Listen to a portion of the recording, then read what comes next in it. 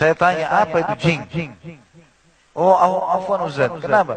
Ini biasa teman-teman saling panggil anjing. Biasa teman-teman saling panggil anjing.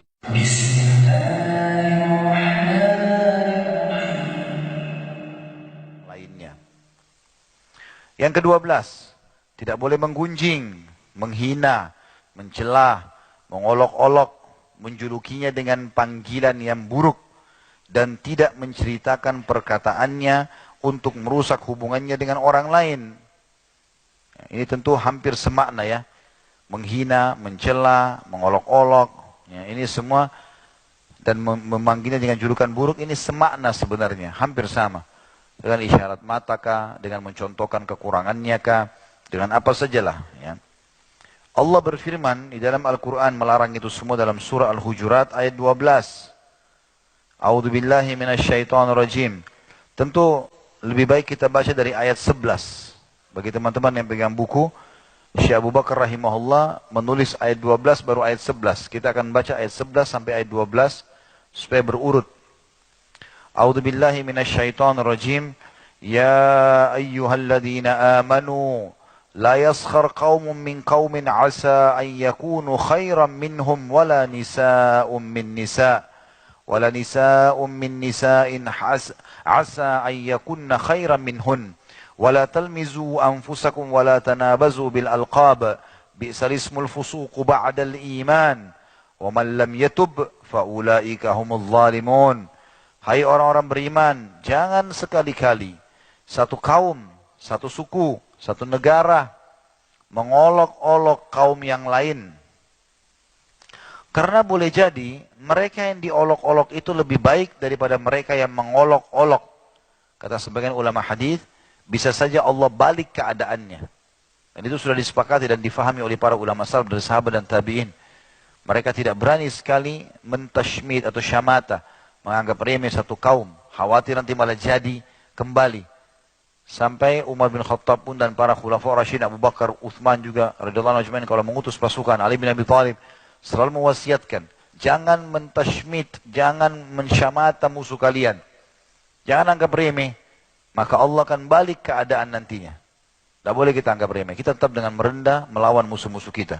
Berharap Allah berikan kemenangan. Tidak boleh dengan sombong. Seperti di perang Hunain, para sahabat merasa bangga dengan jumlah mereka 12.000 orang. Tidak pernah ada jumlah muslimin sebanyak itu dan merasa pasti kita menang. Lalu Allah buat mereka kalah. Diceritakan dalam Al-Quran masalah itu. Dan jangan pula wanita-wanita mengolok-olok wanita lain. Karena boleh jadi wanita-wanita yang diperolok-olok itu lebih baik dari wanita yang mengolok-oloknya. Kenapa di sini olok-olok disebutkan khusus wanita? Karena kadang-kadang di alam wanita ini paling gampang ini. Ya. Membicarakan kekurangan tetangganya, ya. Atau wali kelasnya, murid anaknya, atau apa saja. Seringkali mengolok-olok. Ya. Dan juga janganlah kalian mencelah diri kalian sendiri. Tidak boleh kita mengatakan kenapa saya jelek, kenapa saya begini, kenapa saya begitu. Dan jangan kalian memanggil dengan gelar-gelar yang buruk. Ini sudah sering kita jelaskan. Berikan nama atau nama yang orang tua kita kasih kalau sudah punya makna baik, pakai. Jangan diganti. Jangan diganti. Saya pernah duduk dengan beberapa anak-anak muda muslim. Lagi ngobrol, mereka bercanda-bercanda rupanya setelah selesai pengajian. Karena sama-sama satu SMA dulu, maka namanya saya tahu nama-nama mereka. Namanya Masya Allah Ahmad Yusuf, nama-nama yang bagus. Tapi tiba-tiba dipanggil temannya ini Jing. Saya tanya, apa itu Jing? Oh, afwan Ustaz. Kenapa? Ini biasa teman-teman saling panggil anjing. Kenapa dipanggil anjing? Anjing kan ada. Kenapa harus panggil ini? Lalu saya jelaskanlah hukum syar'i tidak boleh. Kenapa harus panggil anjing? Kenapa harus panggil nama hewan, nama binatang? Ya. Aneh-aneh. Ada temannya mungkin sedikit punya kekurangan fisik. Dicari hewan yang mirip sama temannya. Panggil dengan nama hewan itu. Apalah, kenapa ini? Itu kan ciptaannya Allah. Sama saja kita sedang menghina penciptanya. Walaupun arah kita kepada teman itu kan. Enggak boleh. Jangan panggil. Nama-nama kebun binatang ini biar di kebun binatang saja. Dan di hutan, tidak boleh panggil teman-teman. Termasuk juga tidak boleh mengolok-olok anak kita, pasangan kita, dengan poster tubuhnya. Manggilnya gendut misalnya, atau manggil apalah ya. Dengan julukan-julukan yang aneh-aneh. Walaupun dianggap itu lucu, nggak boleh. Kalau maknanya buruk, jangan. Kalau teman-teman yang punya nama-nama memang yang dasarnya maknanya buruk, maka sebaiknya dia memilih nama yang baik, kemudian dia menggunakannya sebagai panggilan. Dan itu penting sekali ya.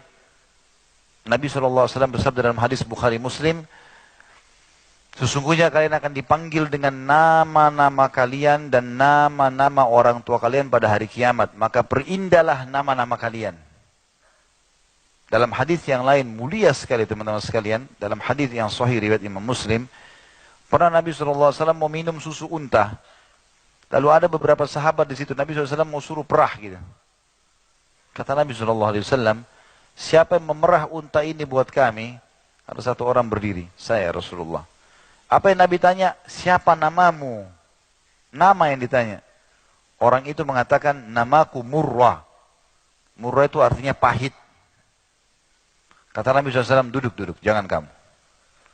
Siapa yang mau perahkan buat kami? Berdiri satu lagi, saya Rasulullah. Siapa namamu?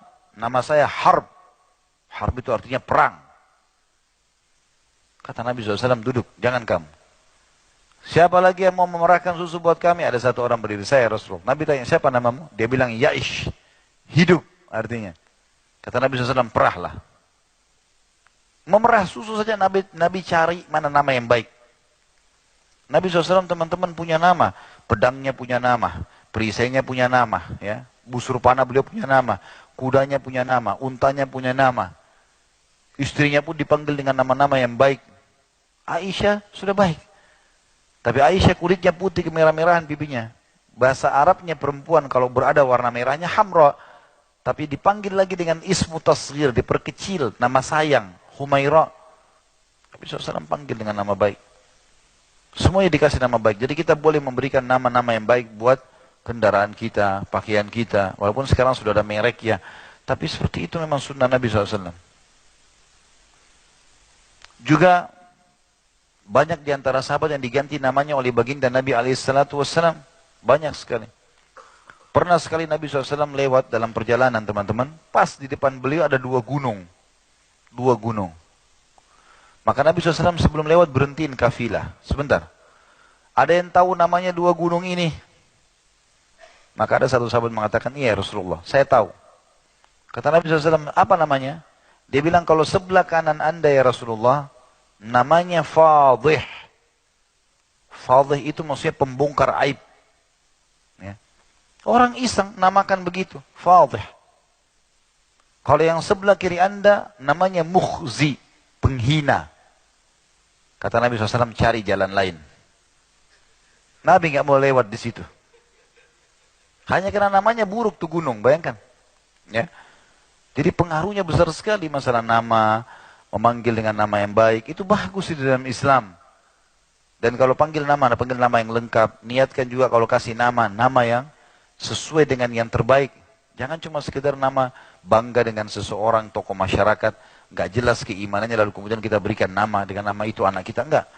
Kita harus punya target-target dalam memberikan nama itu. Kata Allah, janganlah kalian memanggil dengan gelar-gelar yang buruk.